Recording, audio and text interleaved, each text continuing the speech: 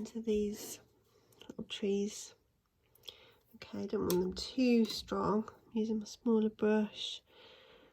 Quite like them to be visible, but not too strong, not too dark, but just little suggestions of what they are there. We've got some more trees here on the horizon. I keep saying horizon, it's a hillside. That's the horizon. But they're smaller in the distance. Okay, so scale is quite important when you're doing something like this. Even if it's not super accurate, as in photographic, if you've got your scale right, then it really helps, and really put the kind of stronger colours at the front and let it fade away a little bit towards the back. General rule of thumb.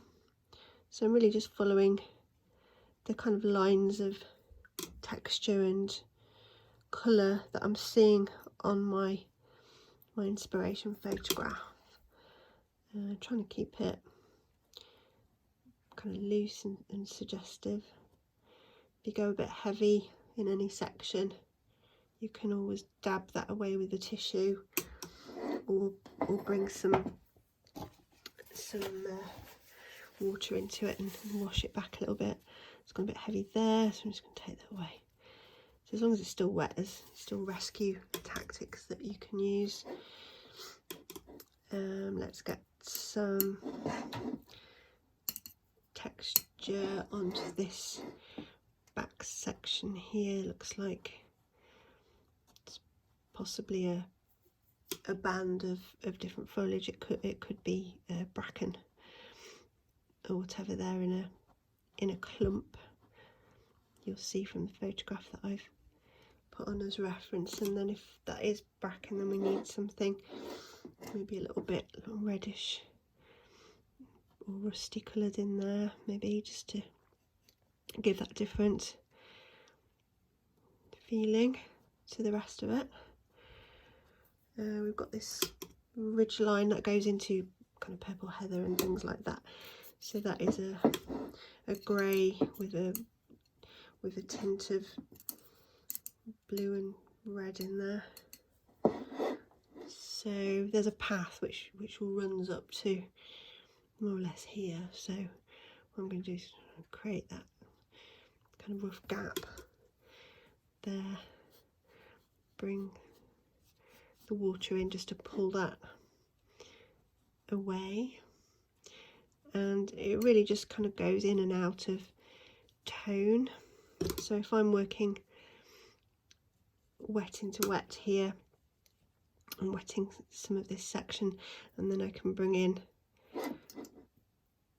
kind of different tones as I'm working outwards.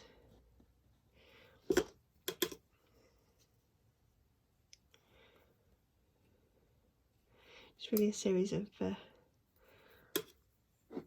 of different colours to represent different things. So this is, as I say, heather. So the blues and the reds then can start to blend here. Light is reflecting off that a little bit. Whether I can change that, probably not. Okay, then we can work into this bit here, which I think is probably back to the sort of limey green a little bit.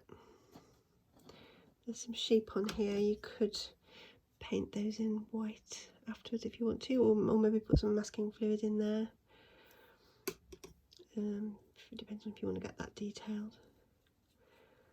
So just bringing that forward, it's just a stronger line, bringing that hillside forwards. That's defining that a little bit. I will go back and put some trunks in there for the trees, and then we need more kind of strength of colour in here.